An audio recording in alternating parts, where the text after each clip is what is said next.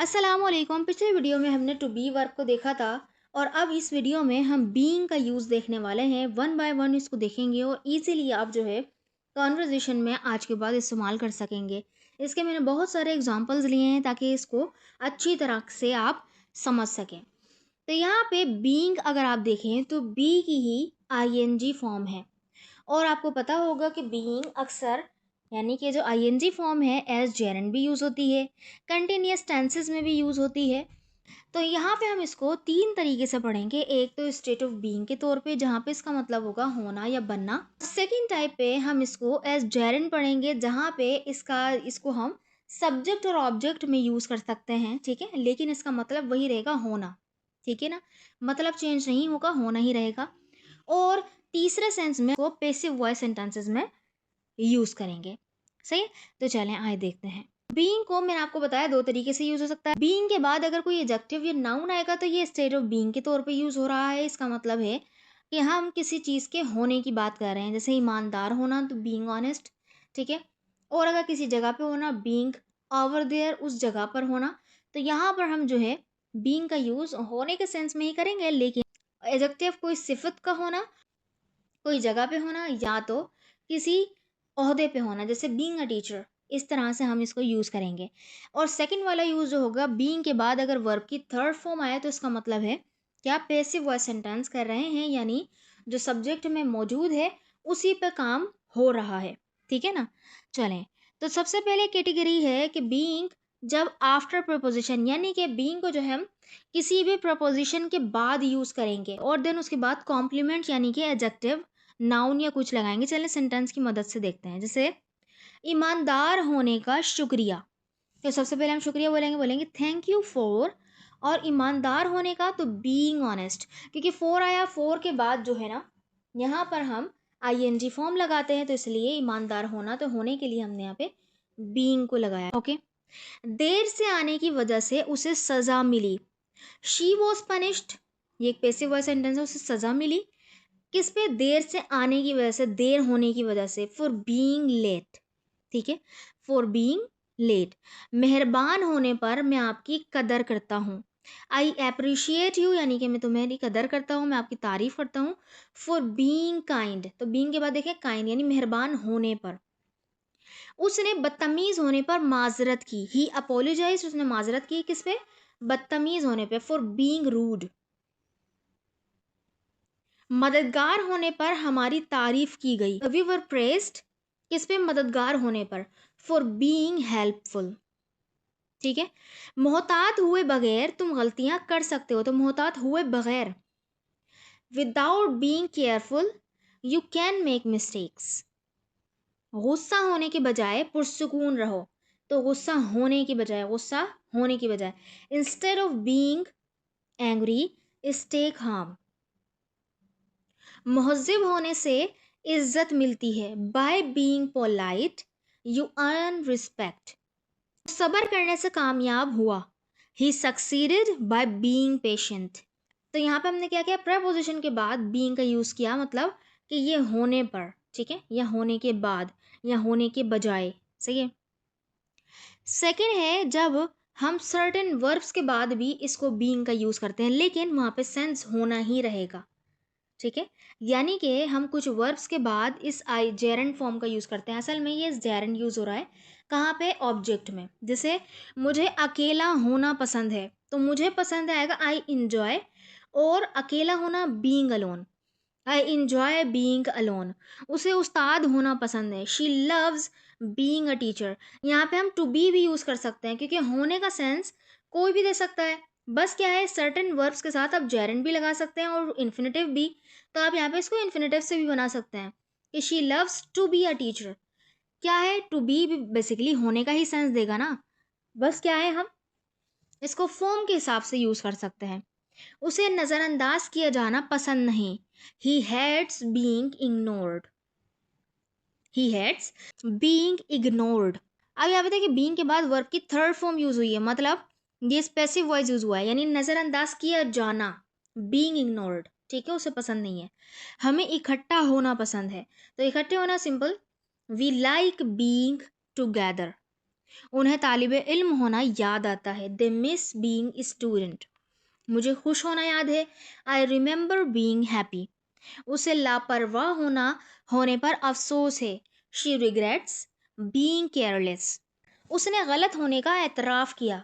ही admitted being wrong. उन्होंने मुलव्विस होने से इनकार किया। They denied being involved. तो यहाँ पे देखिए बीइंग के बाद वर्ब की थर्ड फॉर्म आ रही है इन्वॉल्व्ड, मतलब मुलव्विस होने से। इसी तरह से बीइंग के बाद जब आप एडजेक्टिव लगाएं और इसको सब्जेक्ट में रखें, यानी बीइंग को आप सब्जेक्ट में रखें, जैसे ईमानदार होना ज़रूरी है, तो यहाँ पे हम इसको क्या यूज़ कर रहे हैं, एज जेरंड यूज़ कर रहे हैं। ईमानदार होना ज़रूरी है तो बनेगा बीइंग ऑनेस्ट इज़ इम्पॉर्टेंट। मेहरबान होना सबको खुश करता है। Being kind makes everyone happy. सब्र करना कामयाबी लाता है। Being patient brings success. मोहतात होना वक्त बचाता है। Being careful saves time. ठीक है, सिंपल है। इसी तरह से बीइंग के बाद आप नाउन भी लगा सकते हैं, सेम कैटेगरी है, यानी जहाँ पर आप एस जेरंड यूज़ कर रहे हैं, बीइंग के बाद बस नाउन आ रहा है, एडजेक्टिव नहीं। तो इसका मतलब होगा कुछ होना। उस्ताद होना एक बड़ी जिम्मेदारी है। Being a teacher is a great responsibility. Doctor होना मेहनत मांगता है। Being a doctor requires hard work. वालदेन होना एक चैलेंज है। Being a parent is challenging. रहनुमा होना आसान नहीं। Being a leader is not easy. तो यहाँ पर अभी हमने बात की जेरंड के तौर पर बीइंग को यूज़ करने की, ठीक है। वहाँ पे हम बीइंग को क्या कर रहे थे, सब्जेक्ट बना रहे थे। और अब यहाँ पर हम क्या करते हैं, बीइंग को हम एस फ्रेज यूज़ करते हैं, यानी प्रेजेंट पार्टिसिपल फ्रेज के तौर पर। सही है। तो अब यहाँ पे ये फ्रेज होगा, बस क्या होगा, बीइंग के बाद आएगा तो नाउन है, लेकिन इसका मतलब होगा कि कुछ होने के नाते, जैसे उस्ताद होने के नाते वो चीज़ें समझाना जानती है। तो being a teacher she knows how to explain things. तालिब इल्म होने के नाते उसे बाकायदगी से पढ़ना पड़ता है। Being a student he has to study regularly. ठीक है। इसी तरह से माँ होने के नाते वो अपने बच्चों को अच्छी तरह समझती है। Being a mother she understands her children well. तो कोई भी चीज़ होने के नाते तो वहाँ पे हम बीइंग और वो लगा देंगे, ठीक है, नाउन। अब यहाँ पर एडजेक्टिव भी यूज़ हो सकता है, यानी इस फ्रेज में, लेकिन उसका थोड़ा सा मतलब क्या होगा मैं भी बताती हूँ। बीइंग के बाद अगर एडजेक्टिव आए, ये फ्रेज है, ठीक है, उसके बाद अब सेंटेंस आएगा मुकम्मल। जबकि जब हम जेरंड के तौर पे यूज़ कर रहे थे, इसी को हम सब्जेक्ट कंसिडर कर रहे थे, उसके बाद हम डायरेक्ट वर्ब लगा रहे थे, हेल्पिंग वर्ब, जैसे इज या मेन वर्ब आ रहा है तो मेन वर्ब लगा दिया, है ना। लेकिन यहाँ पे अब कंप्लीट सेंटेंस आएगा, क्यों, क्योंकि ये जो बीइंग प्लस एडजेक्टिव है ये एक फ्रेज है, ना कि यहाँ पे ये सब्जेक्ट। सही है। तो बीइंग, जैसे कि यहाँ पे एक सेंटेंस बोलूँ, थका हुआ होने की वजह से, थका हुआ होने की वजह से मैं जल्दी सो गया। So being tired I went to bed early. ठीक है। भूखा होने की वजह से उसने कुछ खाना मंगवाया। Being hungry he ordered some food. बीमार होने की वजह से वो घर पर ही रही। Being sick she stayed at home. देर से होने की वजह से मेरी बस छूट गई। Being late I missed the bus. सही है। अब यहाँ पे इसको जो है, अगर मैंने आपको जैसे बताया कि बीइंग के बाद अगर नाउन और एडजेक्टिव आए तो इसका मतलब है कुछ होने की वजह से या कुछ होने के नाते। लेकिन अगर बीइंग के बाद वर्ब की थर्ड फॉर्म आ जाए तो इसका मतलब होगा पैसिव वजह, यानी वो एक्शन उसी पे हो गया जो आगे हम जिक्र करने वाले हैं सेंटेंस में, यानी कि सब्जेक्ट को। जैसे पार्टी में मधु किए जाने की वजह से मैंने जाने का फैसला किया। तो पार्टी में मधु किए जाने की वजह से, ये क्या है, एक फ्रेज है। और अगर देखें यहाँ पे मधु किया गया है, यानी वर्ब है, तो वर्ब की थर्ड फॉर्म आएगी being invited to the party. मैंने जाने का फैसला किया, आई डिसाइडेड टू गो। ठीक है। टीम के लिए मुंतखब किए जाने पर वो बहुत खुश था। Being selected for the team he was very happy. एक मुश्किल सवाल पूछे जाने पर वो घबरा गई। तो being asked a difficult question she became nervous. यानी कि उसी बंदे पर कुछ हुए जाने पर, बीइंग इनवाइटेड पार्टी में मदऊ किए जाने पर, बीइंग सिलेक्टेड मुंतखब किए जाने पर, बीइंग आस्क्ड सवाल पूछे जाने पर। ठीक है। इसी तरह से बीइंग को जब आप पैसिव वॉइस सेंटेंसेस में यूज़ करते हैं, तो यानी कि आप क्या करते हैं कि कोई भी चीज़ आपको बनना या होना, यानी किसी चीज़ का किए जाना आपको पसंद नहीं है। जैसे कि यहाँ पे मैं बोलूँ कि उसे तनकीद का निशाना बनना पसंद नहीं, तो बीइंग के बाद वर्ब की थर्ड फॉर्म आएगी। पसंद नहीं मतलब वो पसंद नहीं करती। ही डिसलाइक्स, पसंद नहीं करता। ही डिसलाइक्स बीइंग क्रिटिसाइज्ड, उसे नज़रअंदाज किया जाना पसंद नहीं। शी हेट्स बीइंग इग्नोर्ड, मुझे मधु किया जाना याद है। आई रिमेंबर बीइंग इनवाइटेड, उन्होंने तारीफ किए जाने से लुत्फ उठाया। दे एंजॉयड बीइंग प्रेज्ड, वो सजा दिए जाने से डरता है। ही फियर्स बीइंग पनिश्ड, उसने धोखा दिए जाने से इनकार किया। शी डिनाइड बीइंग चीटेड, हमें इज्जत दिए जाने की कदर है। वी अप्रिशिएट बीइंग रिस्पेक्टेड, डांटे जाने के बाद बच्चा रो पड़ा।